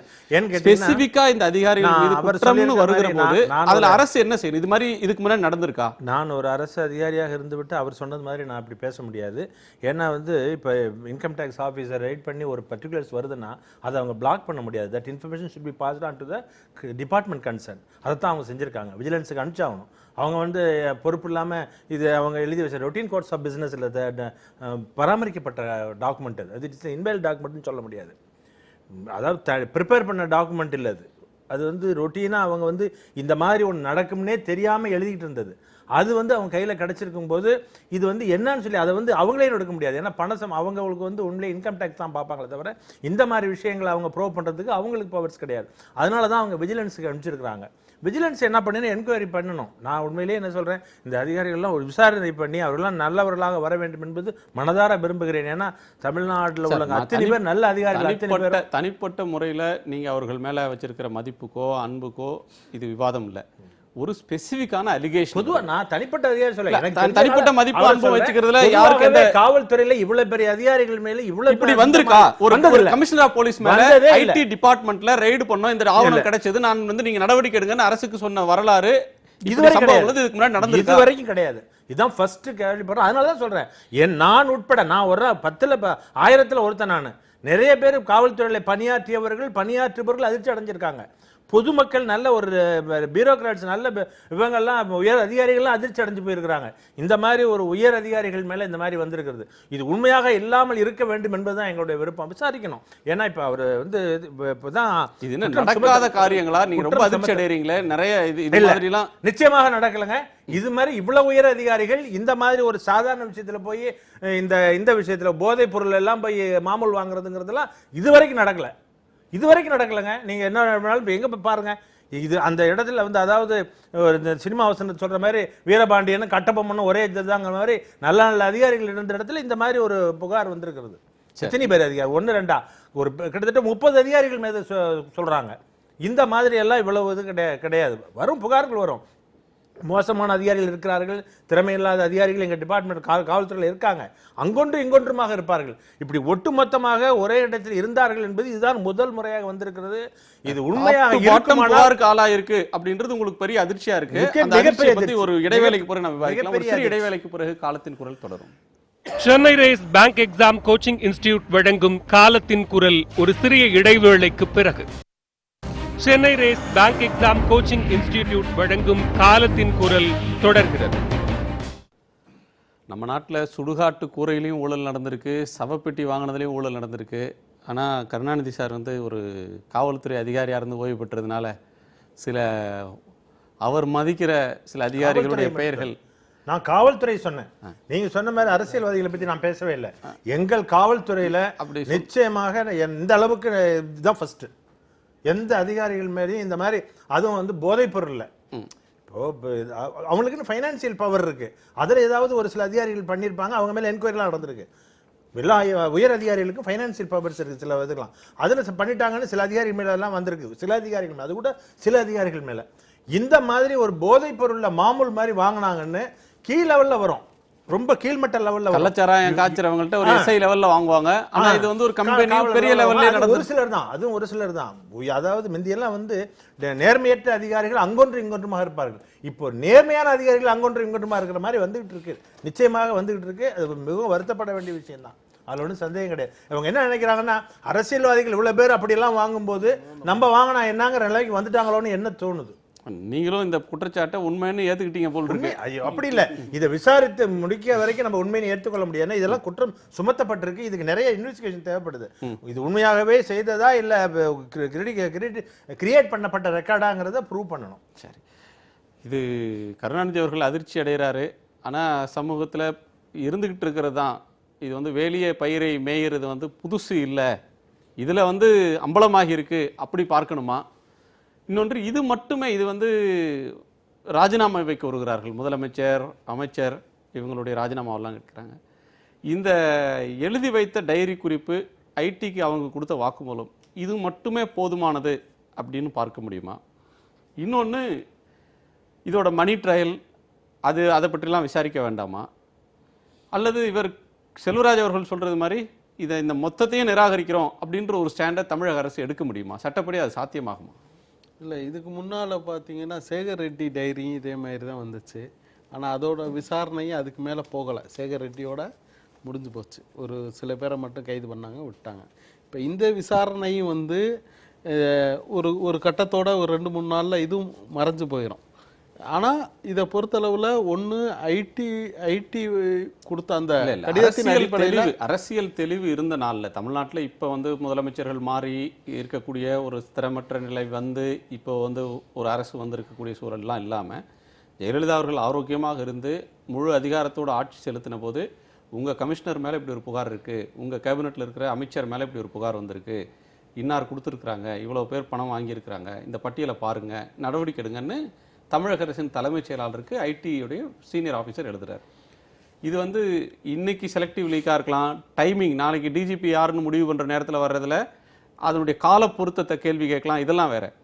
ஆனால் 11 மாதத்துக்கு முன்பு கடந்த ஆண்டில் இந்த கடிதங்கள் வர்ற நேரத்தில் இது அப்படி அவ்வளோ எளிதாக கடந்துட முடியுமான்னு கேட்குறேன். இல்லை கண்டிப்பாக இதை வந்து ஒரு இந்த கடிதம் வந்த உடனேயே வந்து தமிழக அரசு வந்து இது வந்து விஜிலன்ஸுக்கு அனுப்பி, விஜிலன்ஸ் ஆன்டி கரப்ஷனுக்கு அனுப்பி கண்டிப்பாக இதை விசாரணையை வந்து தொடங்கி இருக்கணும். ஆனால் தொடங்கலை. இது வந்து ஏன்னா காரணம் என்னென்னா, அதிகாரிகள் மீதான ஒரு குற்றச்சாட்டை வந்து விசாரணை செய்வதற்கு அதிகாரிகள் என்றைக்குமே தயாராக இல்லை. ஏன்னா நீங்கள் பார்த்தீங்கன்னா அரசே வந்து ஊழல்மயங்களோட நிக்கலையே, இதுல ஒரு அமைச்சர் பெயர் அடிபடுகிறது. அதான் சொல்றேன், எல்லாமே ஊழல்மயமா இருக்கிறதுனால, அதனால அவர்கள் அதற்கு மேல போகலை. ஏன் காரணம் என்னன்னு சொன்னா, இன்னைக்கு வந்து தமிழ்நாட்டில் என்ன நடக்குதுன்னா, நீங்கள் மணல் அள்ளலாம், மலையை குறைஞ்சு விற்கலாம். நீங்கள் வந்து சகாயம் கூட கிட்டத்தட்ட 1 லட்சம் கோடிக்கு மேலே லாஸ்ன்னு சொன்னார். சிபிஐ விசாரணை வேணும்னு கேட்டார். அது நீதிமன்றத்தில் இன்னும் கிட்டத்தட்ட ஒரு 2 வருஷமாக அந்த வழக்கு நிலுவையில் இருக்குது, விசாரணைக்கு அனுப்பாமல். அது மாதிரி யாருக்கும் மக்களை பற்றியோ இந்த அவர்களுடைய சுகாதாரத்தை பற்றி, உண்மையிலே இது வந்து மிகப்பெரிய கேன்சரை உருவாக்கி மக்களை அழிக்கக்கூடிய ஒரு இது. அதை பற்றி யாருக்கும் கவலை இல்லை. இந்த நாட்டினுடைய செல்வ வளங்களை வந்து சூறையாடுவதை பற்றி யாருக்கும் கவலை இல்லாத ஒரு அரசாக இந்த அரசு இருக்கு. அதனால இதை பற்றி அவர்கள் கண்டுகொள்ள மாட்டார்கள். அதான் என்னுடைய கருத்து. இல்லை, நான் ஒரு வழக்கமான ஒரு சூழல்ல இந்த மாதிரி கடிதத்தை ஐடி டிபார்ட்மெண்ட்டுடைய தலைமை அதிகாரி தமிழ்நாடு அரசாங்கத்துடைய தலைமைச் செயலாளருக்கு இப்படி ஒரு கடிதத்தை எழுதுறது அரிதான விஷயமா அல்லது வழக்கமாக நடக்கிற ஒன்றா? இப்படி வரக்கூடிய கடிதத்தின் மேலே எந்த மேல் நடவடிக்கையும் எடுக்காமலும் எந்த பதிலும் சொல்லாமலும் ஒரு அரசாங்கம் காலத்தை கடத்த முடியுமா? இல்லை, கண்டிப்பாக கடத்தி இருக்கக்கூடாது. இது மாதிரி வந்து ஒரு குற்றச்சாட்டு அவங்க விசாரணை அளவில் அவங்க விசாரிக்கிறாங்க, ஐடியில் விசாரணை அளவில். இதில் வந்து அதிகாரிகளுக்கு பணம் கொடுத்ததா அவங்களால விசாரிக்க முடியாது. என்னன்னா இது வந்து தமிழக லெவலில் இருக்கிறதுனால ஸ்டேட் விஜிலன்ஸ்க்கு ஆன்டி கரப்ஷன் தான் விசாரிக்கணும். ஆகவே இவர்களுக்கு கடிதம் எழுதியிருக்காங்க. ஆக சீஃப் செக்ரட்டரி வந்து இதுக்கு ரெஸ்பான்சிபிள். அவங்க தான் இந்த கடிதத்தை விஜிலன்ஸுக்கு அனுப்பி அவர்களை விசாரிக்க சொல்லி உத்தரவு போட்டிருக்கணும். ஆனால் இவர்கள் உத்தரவு போடாமல் மறைச்சதுக்கு காரணம் வந்து முழுக்க அமைச்சர்கள், அதிகாரிகள், காவல்துறை அதிகாரிகள் எல்லாருமே இதில் ஈடுபட்டதுனால அவர்கள் மூடி மறைக்கிறார்கள். மூடி மறைக்க பார்க்குறாங்க. மூடி மறைக்க வேண்டிய அவசியமே இல்லை. அதில் வந்து விசாரிக்க வேண்டிய நடவடிக்கை இருந்தாலோ, விசாரிச்சு தான் ஆகணுங்கிற மாதிரி இருந்தாலோ, அதில் வந்து தவறுகள் வந்து ஒரு ஆரம்ப கட்டத்திலேயே சில விஷயங்கள் தெரியும், இதில் வந்து தவறு அந்த மாதிரி இருந்ததுன்னா நிச்சயமாக அரசாங்கம் வந்து நிச்சயமாக அதில் ஒன்றும் பயப்பட வேண்டிய அவசியமே இல்லை. எங்களுக்கு பயமும் கிடையாது. அது யாராக இருந்தால் என்ன, யார் தவறு செய்தாலும் தவறு தான், அது நடவடிக்கை எடுப்போம். அதனால் வந்து இந்த விஷயத்தை பொறுத்த வரைக்கும் மாண்புமிகு முதலமைச்சர் வந்து இப்போ பொருசாக வந்திருக்கனால அவருடைய நாள் கவனத்துக்கு வந்திருக்காது. இப்போ வந்திருக்கிறதுனால நிச்சயமாக அதை வந்து கூப்பிட்டு தலைமை செயலாளர் கலந்து பேசி இதில் என்ன இருக்கோ அதை வந்து அதுக்கான உரிய நடவடிக்கை வந்து எடுப்பார்னு நம்புறோம். இல்லை எந்த புகார் வந்தாலும் அதை விஜிலன்ஸுக்கு அனுப்பணுன்றது தான் நடைமுறை. விஜிலன்ஸ் கமிஷனரே மாற்றிருக்காங்கல்ல, தலைமைச் செயலாளரிடம் இருந்த விஜிலன்ஸ் ஹோம் செக்ரட்டரிக்கு மாற்றிருக்காங்க. இது அப்பட்டமான வந்து விதிமுறை மீறல். ஏன்னு கேட்டிங்கன்னா, காவல்துறையும் விஜிலன்ஸும் ஒன்றா இருந்துச்சுன்னா இங்கே வந்து ஊழலை நீங்கள் கட்டுப்படுத்துறதுக்கு ஒரு டைரக்டரை போட்டு வச்சுருந்தாங்க. இன்னைக்கு ஹோம் செக்ரட்டரி அது வந்து சீஃப் செக்ரட்டரி கண்ட்ரோலில் இருந்துச்சு முன்னால். இப்போ ஹோம் செக்ரட்டரி கண்ட்ரோலில் வந்ததுனால அவர் தான் காவல்துறையும் பார்க்குறாரு. ஆகவே வந்து நீங்கள் கண்டிப்பாக வந்து இந்த கரப்ஷனை பாதுகாக்கிறது தான் இது உதவுமே ஒழிய, இப்போ உள்ள இந்த இவர்கள் மாற்றிய நடைமுறை பாதுகாப்பதற்கு தான் உதவுமே ஒழிய கரப்ஷனை வந்து கட்டுப்படுத்துவதற்கோ இல்லை அவர்கள் மீது வழக்கு போடுவதற்கோ எந்த ஒரு நடவடிக்கையும் எடுக்க மாட்டாங்க. மூடி மறைக்க தான் பார்ப்பாங்க. ஏன்னா ஒரு ஐஏஎஸ் ஆஃபீஸர் மேலே, ஒரு ஐபிஎஸ் ஆஃபீஸர் மேலே கண்டிப்பாக ஹோம் செக்ரட்டரி வந்து நடவடிக்கை எடுக்கவே மாட்டார். உள்துறையினுடைய செயலாளர் இப்போ இருக்கிறவர் வந்து உண்மையாவே வந்து அவர் நேர்மையா நியாயமா நடக்கும். இல்ல நான் சொல்ல இன்னைக்கு நேர்மையா இருக்கலாம், நாளைக்கு நேர்மை இல்லாதவர் கண்டிப்பா அவர் தான் அந்த துறைக்கு தலைவராக இருக்கிறதுனால நிச்சயமா லஞ்ச ஒழிப்புத்துறை கொடுத்து இது என்னங்கிற விசாரிக்க சொல்வார். முதலமைச்சரோட கலந்து பேச அந்த துறையோட அமைச்சராக இருக்கக்கூடிய முதலமைச்சராக இருக்கிறதுனால நிச்சயமாக முதலமைச்சரும் தலைமை அவங்கெல்லாம் கலந்து பேசி நடவடிக்கை எடுப்பாங்க. அதில் ஒன்றும் எந்த மாற்று கருத்துக்கு இடம் கிடையாது. நான் என்ன சொல்கிறேன்னாக்கா, இதில் வந்து ஆதாரம் இருக்கா இல்லையான்னு தெரியாமையே வந்து அதை பண்ணணும் இதை பண்ணணும்னு சொல்கிறது தான் நான் குற்றச்சாட்டை சொல்லணும். நடவடிக்கை இதில் வந்து விசாரிக்கக்கூடாதுங்கிற இடத்துல நான் எந்த இடத்துலையுமே சொல்லலை, விசாரிக்கணும்னு சொல்கிறேன். தேர்தல் கமிஷன் கடிதம் எழுதிச்சு, இதில் நடவடிக்கை எடுங்க, எஃப்ஐஆர் போடுங்கன்னு. அதுலேயும் பெரிய முன்னேற்றங்கள் இல்லை. அவங்க யாரெல்லாம் தேர்தலில் வந்து வாக்காளர்களுக்கு பணம் கொடுத்தாங்களோ அதுக்கு நடவடிக்கை எடுக்க சொன்னாங்க. அதுக்கான நடவடிக்கைகளுக்கு வந்து வாக்குகள் யார் பணம் கொடுத்தாங்க எடுத்தாங்களோ அது 2 கட்சியிலுமே பணம் கொடுத்தாங்க, அது 2 கட்சிகளும் நடவடிக்கை எடுத்திருக்காங்க. ரிப்போர்ட்ல தெளிவா யார் பேரும் இல்லைன்னாரு. விஜயபாஸ்கர் பேரு நான் படிச்சு காட்டிட்டேன், இதுக்கு மேல ஆதாரத்தை காட்ட முடியாது. இன்னொன்னு விஷயம் சொன்னாரு, இந்த கடிதம் வந்து வரல அப்படின்னாரு. கடிதத்தோட அனெக்சரி என்னென்ன டாக்குமெண்ட் அமிச்சாங்கிறது வந்து நான் அவருக்கு எங்கிட்ட ஆதாரம் இருக்கு, ஆதாரத்தை காட்ட சொன்னாரு, அதை காட்டிட்டேன். இந்த கடிதம் இருக்கு, அனெக்சரிஸ் இதுல வந்து சிக்னேச்சரிங் அத்தாரிட்டி யாருன்னா Kannan Narayanan deputy director of income tax வந்து அட்டஸ்ட் பண்ணியிருக்காரு. இது சாதாரணமா வரல. இந்த லெட்டரை அட்டஸ்ட் பண்ணி அனெக்ஸ் பண்ணி சீஃப் செக்ரட்டரிக்கு 11/6/2016 11/8/2016 அமிச்சதுக்கான அத்தாட்சி இது அவர் சொல்லலாம், இல்ல நீங்களா தயார் பண்ணிட்டு வந்ததுன்னு. நாளைக்கு ஆர்டிஐல போட்டு ஒரிஜினல் கூட எங்க கிட்ட இருக்கு, அதையும் நாங்க காட்டுறதுக்கு தயார். நான் வேற எதுவுமே கேட்கலங்க. ஒரு ராம்மோகன் ராவ் மீது ஏற்கனவே குற்றச்சாட்டுகள் தொடர்ந்து வந்துகிட்டு இருக்கு. இந்த கடிதம் வந்தபோது ஒரு மத்திய அரசினுடைய ஒரு துறையின் ரீதியாக இந்த மாதிரி அமைச்சர்கள், அந்தந்த அமைச்சர்கள் பேரே இதுல இருக்கு, என்னன்னைக்கு எந்தெந்த டேட்ல இந்த டார்க் பண்ணிருக்கு இல்லையா, எந்தெந்த டேட்ல எந்தெந்த அமைச்சர்கள் அந்த அதிகாரிகளுக்கு பணம் போச்சுன்னு டார்க்ல இருக்கு. இது குறித்து விளக்கம் வந்து அதிகாரி கேட்கிற போது it's a corresponding of 2 higher officials. ஒரு தலைமைச் செயலாளர் இதற்கு பதில் சொல்லி இருக்க வேண்டுமா வேண்டாமா? அந்த குறைந்தபட்ச அந்த அந்த அரசு அந்த அறிவு கூட இல்லாமல் எப்படி ஒருவரை தலைமைச் செயலாளராக இத்தனை நாள் வைத்திருந்தார் அம்மையார் ஜெயலலிதா? அதுதான் இங்க பிரச்சனையே. இது இன்னைக்கு எடப்பாடி பழனிசாமி புதிதாய் வந்தார் நடவடிக்கை எடுப்பார் என்பதல்ல, ஊழலின் ஊற்றுக்கண் எங்கே இருந்து தொடங்கி இருக்கிறது என்பதுதான் என்னுடைய கேள்வி. இந்த பிரச்சனை வந்து சாதாரண பிரச்சனை கிடையாது. ஒரு கிறிஸ்துமஸுக்கு 1,15,00,000 ரூபாய் ஒரு அதிகாரிக்கு கொடுத்திருக்கார், அதை கணக்கு எழுதி வச்சிருக்கார். இந்த கணக்கு காகிதம் எல்லாமே நானும் வழக்கறிஞர், நான் புகழேந்தி அவர்களும் வழக்கறிஞர். இதுல இந்த காகிதம் அவரு கேட்ட செல்வராஜன் சொல்லுவார், சகாரா நிறுவனத்துல மோடி கடிதத்தை உச்சநீதிமன்றம் சொல்லுச்சுல்லன்னு. ஆனால் உச்சநீதிமன்றத்தையும் தாண்டி எவிடன்ஸ் ஆக்ட் என்று ஒன்று இருக்கிறது. சர்க்கம்ஸ்டான்ஷியல் எவிடன்ஸ் என்று சொல்லப்படுகிறது. ஒரு வழக்கினுடைய மிக முக்கியமான சாட்சி. அந்த சாட்சி ஆதாரத்தின் அடிப்படையில இந்த அதிகாரிகள் அன்றைக்கு ஏன் விசாரணைக்கு உட்படுத்தப்படவில்லை? ஏன் அமைச்சர் குறித்தான பார்வையை ஏன் குறைந்தபட்சம் இல்ல இந்த தவறு நடக்கலங்க அப்படின்னு ஏன் ஒரு கடிதத்தை இன்கம் டாக்ஸுக்கு அனுப்பி இருக்க முடியாது? இங்கே அவருக்கும் பிரச்சனை, அவர் சார்ந்திருக்கிறவருக்கும் பிரச்சனை. இன்றைக்கு இந்த ஆட்சி என்பது மக்கள் கொடுத்த அதிகாரத்தை பயன்படுத்தி கொள்ளையடிப்பதிலும் ஊழலிலும் தான் முதலிடம் என்பதை நான் சொல்லவில்லை. கடந்த வாரம் வந்திருக்கிற ஆனந்த விகடன் சொல்லுகிறது, தலையங்கம் எழுதுகிறார்கள். இதுதான் தமிழ்நாட்டினுடைய தலையெழுத்து. இது குறித்து யார் பதில் சொல்ல வேண்டும்? முதலமைச்சர். முதலமைச்சரே ஆர்கே நகரில் பணம் கொடுத்ததாக ஏறக்குறைய 13,13,26,000 ரூபாய் அவருடைய பங்குக்கு போயிருக்கிறது என்று எல்லா ஊடகங்களும் சொன்னன. அது குறித்து வாய் திறக்கவில்லை. இதையெல்லாம் சேர்த்து யார் கலெக்டிவ் ஏஜென்ட்னா விஜயபாஸ்கர். அவர் பெயர் இல்லை என்று சொன்னார். தேர்தல் ஆணையம் கொடுத்திருக்கிற அறிக்கையில் 17வது பக்கத்தில் 23வது வரியில் தெளிவாக டாக்டர் சி விஜயபாஸ்கர் அவருடைய இல்லத்திலிருந்து 5 கோடி எடுக்கப்பட்டது, அவர் இல்லத்திலிருந்து என்னென்ன டாக்குமெண்ட்ஸ் எடுக்கப்பட்டது, அதோட கராபரேட்டிவ் விட்னஸா அவருடைய ஆடிட்டர் சீனிவாசன் வீட்டிலிருந்தும் இதே காகிதங்கள் எடுக்கப்பட்டது. இதே இன்னொரு காகிதம் விஜயபாஸ்கருக்கு ஒதுக்கப்பட்ட எம்எல்ஏ விடுதியினுடைய அறையிலிருந்து எடுக்கப்பட்டது. அவர் மீது என்ன நடவடிக்கை எடுத்திருக்கிறது இந்த அரசு? குறைந்தபட்சம் அவரை அமைச்சர் பதவியிலிருந்து விலக சொல்லி இருக்கலாம் அல்லவா? குறைந்தபட்சம் விசாரணை முடியட்டும், நேர்மையானவர் என்று நிரூபிக்கட்டும், அமைச்சர் பொறுப்பு ஏற்கட்டும். எதையும் செய்யாமல், சட்டமன்றத்திலும் எதையும் பேச விடாமல், மக்கள் மன்றத்திலும் எதையும் பேச விடாமல் இவ்வளவு ஆதாரங்களை காட்டினாலும் இதையெல்லாம் குப்பை என்று சொல்லுகிறார்கள் என்று சொன்னால் இவர்கள் ஆளுகிற ஆட்சி ஊழலின் ஊற்றுக்கண் ஆட்சி என்று சொல்லாமல் வேற என்ன சொல்லுவது? சொல்லி முடிச்சிட்டார் இல்லையா? அதாவது இவர் சொல்றார் விஜயபாஸ்கர் வந்து குட்கா விஷயத்தில் தான் விஜயபாஸ்கர் பேரே கிடையாது, ஜி பாஸ்கர் தான் எழுதியிருக்கான், அதனால வந்து சொல்ல முடியாது. ரெண்டாவது வந்து அவங்க எதை அனுப்பினாலுமே ஒரு அனுப்பியாச்சுன்னா உடனே அவங்க வந்து குற்றவாளியாக முடியுமா? விசாரிக்க வேண்டாமா? இல்ல அந்த விசாரணைக்கு தெரிய வேண்டாமா? ஒரு நீதிமன்றத்துக்கு ஒரு கேஸ் போடுறாங்க, இவங்க வழக்கறிஞர்கள் தானே போறாங்க இல்லையா? இவங்களுக்கு சேர்ந்தவங்களை வந்து கொலைகாரன்னு சொல்றாங்க, இவங்க எவ்வளவு வாதாடுறாங்க?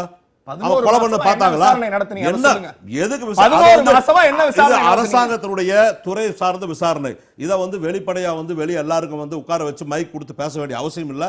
அதனால அவங்க என்ன விசாரணை பண்ணாங்கிறது அவங்களுக்கு தெரியும், அவங்க பதில் கொடுப்பாங்க. அவங்களும் வந்து விசாரிச்சு அவங்க முறையா நடவடிக்கை எடுக்கட்டும். நடவடிக்கை எடுக்கிறதுல வந்து நாங்க எந்த விதமான ஆட்சேபனையும் கிடையாது, ஒண்ணும் கிடையாது. இன்கம் டாக்ஸே எடுக்கட்டும்னு சொல்றோம். நீங்க நான் பேசும்போதே குறுக்கால பேசுறேன், நீங்க அப்படியே சொன்னீங்க இல்லையா பேசக்கூடாதுன்னு. நான் கேட்கிற கேள்வி எல்லாம் கேட்டேன்னா அது சம்பந்தம் இல்லாம போயிடும், அதனால அது கேட்க வேண்டாம்னு நினைக்கிறேன். அதனால இதுல வந்து எந்த விதத்துல யாருக்கு எந்த பயங்களே யாரு எங்கே ஊழல் கிடையாது. ஊழல் யாரு ஆரம்பிச்சு கொடுத்தது? விஞ்ஞானபூர்வமான ஊழல் பண்ணி சர்க்கார் கமிஷன் ஓடுறது இந்தியாவிலேயே முதல் ஒரு முதலமைச்சர்னா மரியாதைக்குரிய கருணாநிதி அவர்கள் மேல தான். இத்தனையோ நிறைய இன்னும் நான் சொல்லிட்டு போயிடுவேன், அதெல்லாம் வேண்டாம். நான் என்ன சொல்றேன்னா, நீங்க ஊழல்னு சொல்றீங்க, எல்லா மக்களுக்கும் தெரியும். மக்களுக்கு தெரிஞ்சதுனால தான் எங்களையவே தேர்ந்தெடுத்துட்டு இருக்கிறாங்க. அதனால எல்லா மக்களுக்கும் தெரியும் நீங்க என்ன தவறான பிரச்சாரம் பண்றீங்கன்னு. இந்த அடிப்படையில் நான் சொல்றேன் சார், இன்கம் டேக்ஸ் கொடுக்க வேண்டிய அவசியம் இல்லை. இன்கம் டேக்ஸ் கொடுக்கணும்னா நேராகவே அதிகாரிக்கு போவாங்க. இந்த மாதிரி இருக்குது, இது வந்து பர்சனலாக விசாரிச்சு எங்களுக்கு இமீடியட்டாக கொடுங்கன்னு கேட்டிருப்பாங்க. இது வெளிப்படையாக இப்படி ஒரு டிராமா போடுறது வந்து இது அரசியல் உள்நோக்கம், ஆட்சிக்கு களங்கம் ஏற்படுத்துவதற்காக நடைமுறை. அப்ப ஜெயலலிதா அவர்கள் ஆட்சியில் இருக்கும்போதே அவர் ஆட்சி களங்கம் விளைவிக்கிறதுக்கு ஐடி தயாராகிடுச்சுன்றீங்களா? அது கொடுத்துருக்காங்க இல்லையா, அதை வந்து விசாரிச்சுட்டு இருப்பாங்களே, விசாரிக்காம இருக்க மாட்டாங்க, அது விசாரிச்சிருப்பாங்க. இதுல உண்மை இருந்ததுன்னா நிச்சயமா எந்த அதிகாரியும் காப்பாற்ற வேண்டிய அவசியம் எங்களுக்கு இல்ல, யாரையும் காப்பாற்ற வேண்டிய அவசியம் இல்ல. தவறுகள் யார் செஞ்சாலும் தவறுதான், அதுல வந்து உறுதியா அதிகாரிகளை காப்பாற்ற மாட்டீங்க அமைச்சரை. எந்த யாரா தவறு செய்தால் நிரூபிக்கப்பட்டால் நிச்சயமாக அவர் தண்டனைக்கு உட்பட வேண்டுங்கிறத நாங்க சொல்றோம். யார் விசாரிக்கிறது, எப்படி நிரூபிக்கிறது? யார் விசாரிக்கிறது? நீதிமன்றங்கள் இல்லையா, எல்லாருடைய கேஸ் எல்லாத்துக்கும் உச்ச நீதிமன்றம் இருக்கு, உயர் நீதிமன்றம் இருக்கு, மேஜிஸ்ட்ரேட் கோர்ட்ல இருந்து எல்லா கோர்ட் இருக்கு. எதுக்கு நாட்டில் வச்சிருக்கிறோம் சார்? இதுல நீதிமன்றம் விசாரிக்கணுமா? இதுல யார் விசாரிக்கிறது? விசாரணைன்ற புள்ளி எங்கே தொடங்கணும்? ஒரு ஐடி வந்து ஏஜென்சி, நீதிமன்றம்ங்கிறது ஃபைனலாக தான் வரும்.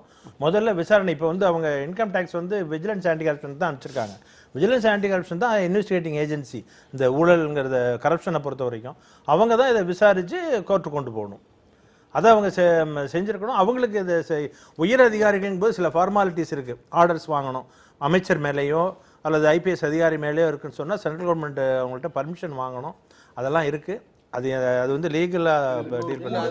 சுவாரஸ்யமான கூடுதல் செய்தி, இந்த கடிதம் வந்தப்ப ஆன்டி விஜிலன்ஸ் அண்ட் இந்த கமிஷன் யாரு அப்படின்னா ராம்மோகன் ராவ் தான். விஜிலன்ஸ் அண்ட் ஆன்டி கரப்ஷனுடைய கமிஷனரா அன்றைக்கு அவர் தான் இருந்தார். யாருக்கிட்ட டெலிகேட்டட் பவர் இருக்கோ அவரே ஊழல்ல மூழ்கி இருந்தாருன்னா தமிழ்நாட்டோட தலைமைச் செயலகம் மானமே போச்சு. ஐடி ரைடு நடந்துச்சு. அந்த ரைடு நடந்து ஒரு நிமிஷம் இல்ல இன்னைக்கு வரையிலும் அதிகாரப்பூர்வமாக சட்டப்படி அவர் மீது எந்த வழக்கும் இல்லை. அதைத்தான் நாங்கள் சொல்லுகிறோம். இங்க சொல்லப்படுற ஒரு திறமற்ற ஆட்சி ஐடி டிபார்ட்மெண்ட். நீங்க யார் மேல கோவப்படணும்னா ஐடி டிபார்ட்மெண்ட் ஒன்னு இருக்கு. அன்றைக்கு ரைடு பண்ணாங்களே, அதற்கு என்ன ஃபாலோ அப்? ஆதாரம் இல்லாம ஒருத்தர் மேல குற்றச்சாட்டு சொல்ல நாங்க சொல்றோம். நாங்களே என்ன கேக்குறோம், தெளிவா விளக்குங்கயா மக்களுக்கு. எதுக்கு நீ அங்க போன? இதுக்கு நீ போனல்ல 11/8/2016 அமைச்ச லெட்டருக்கு என்ன பதில்? எல்லாத்தையும் தெளிவா மக்களுக்கு சொல்லு. இதைத்தான் நாங்க எதிர்பார்க்கிறோம். எங்கள்கிட்ட ஆதாரம் இருக்குப்பா, இதெல்லாம் உன் ஆட்சியில் நடந்த ஊழல், உன் அமைச்சர் பேர் இருக்கு, உன் முதலமைச்சர் பேர் இருக்கு, உன் அதிகாரி பேர் இருக்கு, இதைக்கெல்லாம் பதில் கேட்டு ஒரு அதிகாரி கடிதம் எழுதிருக்கான். அந்த கடிதத்துக்கு நீ என்ன பதில் எழுதுறா? அந்த கடிதமே வரலன்னா நண்பர் பிரசன்னா சொல்றாரு, 2006 திமுக கட்சி அலுவலகத்தில் கூட்டணி பேசிட்டு இருக்குது காங்கிரஸ். இது மட்டும் உங்க கட்சி பிரச்சனை, எங்களுக்கு மட்டும் கட்சி தலைமைச் செயலகம் உங்க கட்சி ஆபீஸா? தலைமைச் செயலகம் உங்க கட்சி ஆபீஸா? நடந்துச்சுங்க, நான் மறுக்கல. நடந்துச்சு, மறுக்கல. நீதிமன்றத்துல வழக்கு சந்திக்கிறோம். நான் கேக்குறது, தமிழக அரசினுடைய தலைமைச் செயலகம் செஞ்சாலும் உங்க கட்சி ஆபீஸா? உங்க கட்சி ஆபீஸா? உங்க கட்சி ஆபீஸா? திமுகங்கற கட்சி தான் ஊழலை அறிமுகப்படுத்துற கட்சி. நீங்க பக்கத்துல உட்கார்ந்து போட்டு நீங்க ஊழல் செஞ்ச சார் சும்மா சைக்கிள் வாங்கி கொடுத்தார் எம்ஜிஆர் சொன்னாரு. முழுக்க முழுக்க ஜெயலலிதாங்கற ஒரு ஊழல் பிரச்சார கட்சியில பேசுறீங்க. 10,000 கோடி கல்விக்கு மாறன் இருக்காரு. கீழ நீதிமன்ற உச்சநீதிமன்ற வரைக்கும் ஜெயலலிதா ஒரு மகனுக்கு வேலை செஞ்சாங்க. 600 கோடி 700 கோடி மக்கள் வரி பணத்தை 400 கோடி கொள்ளையடிக்கலையா? இதெல்லாம் கேட்க வேண்டாமா? என்ன பேசிட்டு இருக்கீங்க? விவாதம் அதான் கேக்குற, பதில் சொல்ல சொல்லுங்க. சிறைக்கு போக போறாங்க எல்லாரும். நீதிமன்றத்தில் குற்றச்சாட்டாக இருக்கிற ஒன்று, அது குற்றச்சாட்டு நிரூபணமாகிற வரையிலும் அது விஜயபாஸ்கராக இருந்தாலும் சரி, அதுல சிபிஐ ஒரு நிமிஷம் நான் சொல்றேன் கேளுங்க, ஒரு நிமிஷம். சிபிஐ இந்த வழக்குல அந்த நீங்க குறிப்பிட வழக்கக்கூடிய வழக்குகள் எல்லாத்திலையுமே விசாரணை நடத்தி குற்றப்பத்திரிகை தாக்கல் செய்திருக்கு. இன்னொரு வழக்குல குற்றப்பத்திரிகை தாக்கல் செய்து வழக்கு நடந்து அதுல அவர் விடுதலை. நம்மை பொறுத்தவரையிலும் நீதிமன்றம் தான் ஒருத்தர குற்றவாளியா இல்லையான்றது இறுதியா சொல்ல வேண்டிய ஒன்று. நானும் சொல்ல அப்படியே. எனவே அதுவரையிலும் அவர்கள் குற்றமற்றவர்கள் தான் சொல்லணும். கருணாநிதி அவர்கள் தண்டனை கொடுக்கட்டும், அது எந்த சாத்தியம். இந்த பர்டிகுலர் இஷ்யூக்கு வர்றப்ப இதுல விசாரணை அப்படின்றது எந்த புள்ளியிலிருந்து தொடங்க ரொம்ப அதிர்ச்சியெல்லாம் அடைஞ்சீங்க. இப்ப வந்து எந்த புள்ளியிலிருந்து விசாரணை தொடங்கணும்? இதுல தார்மீக பொறுப்பு அப்படின்றது எதுவும் இருக்கா? இல்லை, இந்த கிரிமினல் கேஸ்லாம் தார்மீக பொறுப்பெல்லாம் சொல்ல முடியாது. இது வந்து இப்போ எஃப்ஐஆர் இப்போ வந்து விஜிலன்ஸ் ஆன்டி கரப்ஷனில் எஃப்ஐஆர் போட்டுட்டு இப்போ இவங்க கொடுத்துருக்க டாக்குமெண்ட்டோடைய ஜென்யூனஸ் பார்ப்பாங்க. இது வந்து ரொட்டீன் கோர்ஸ் ஆஃப் பிஸ்னஸில், அதாவது வழக்கத்தில் எழுதியிருந்து உண்மையாக எந்தவித நோக்கமும் இல்லாமல் நடந்திருந்துச்சுன்னா அவங்களுக்கு உள்நோக்கம் எது இருக்குதா, இல்லை யாரோட இன்ஸ்டிகேஷன் பேரில் இந்த மாதிரி ஒரு ரெக்கார்டை கிரியேட் பண்ணியிருக்காங்களான்னு பார்ப்பாங்க. அதுக்குள்ளே சாட்சி அவங்களோட ஸ்டேட்மெண்ட்லாம் ரெக்கார்ட் பண்ணுவாங்க. அதெல்லாம் ரெக்கார்ட் பண்ணி இதில் நல்லா போதிய ஆதாரம் இருந்தால் தான் குற்றப்பத்திரிகை தாக்கல் செய்ய முடியும். அதுக்கு சம்மந்தப்பட்ட அதிகாரிகள் வந்து மேலே முதல்ல ரிப்போர்ட் போய் அந்த இவங்கெல்லாம் வந்து ஆல் இந்தியா லெவல் அதிகாரிகளால அவங்க மேலே நடவடிக்கை எடுப்பாங்க. இது வந்து இது இவங்களோட ரிப்போர்ட்டே போதும். இன்கம் டேக்ஸ் ஆஃபீஸரோட ரிப்போர்ட் இருக்கு இல்லையா, தட் இஸ் ஆத்தென்டிகேட்டட் ரிப்போர்ட். ரெண்டாவது கமிஷனர் அனுப்பிச்சிருக்காங்கிறாங்க, அதுவும் இருக்கு, அந்த ரிப்போர்ட்டும் போதும். அதெல்லாம் வச்சு அதுதான் that can be taken as an FIR, first information report. அந்த மாதிரி அந்த எஃப்ஐஆர் யார் போடுறது? விஜிலன்ஸ் ஆன்டி கரப்ஷன் தான் போடணும். இவங்களே போட்டுருமா? ஐடி டிபார்ட்மெண்ட் போடணுமா அல்லது சென்ட்ரல் கவர்மெண்ட் போட முடியுமா? ஐடி டிபார்ட்மெண்ட் வந்து எஃப்ஐஆர் ஐடி டிபார்ட்மெண்ட் ரிப்போர்ட் கொடுத்துட்டாங்க. அது வந்து தட் இஸ் a complaint. சரி, அது எஃப்ஐஆர் போடுறது விஜிலன்ஸ் அண்ட் ஆன்டி கரப்ஷன். மத்திய அரசு கீழ இருக்கா, மாநில அரசு கீழ இருக்கா? மாநில அரசு கீழ அவங்க தான் மாநில அரசுல தான் அந்த அதுக்கானது தொடக்கம் வந்து அங்க இருந்து தான் தொடங்கணும். இல்ல எனக்கு இதுல ஒரு சந்தேகம். புதிய செய்திகள் ஒண்ணுமே இல்ல, விசாரணை நடத்தல. நாங்க என்ன சொல்றோம், விசாரணை நடத்துங்க. நேர செய்திக்கு போறோம். ஏன் இந்த 11 மாசம் விசாரணை நடத்தலங்கறதா எங்களுடைய கேள்வியே தவிர விசாரணை நான் குற்றவாளினே சொல்லல. ஏன் இந்த 11 மாசம் விசாரணை நடத்தல அப்படிங்கறதா எங்களுடைய பார்வை. இதுல ஆகஸ்ட் 11, 2016 இந்த பிரச்சனை இருக்கு.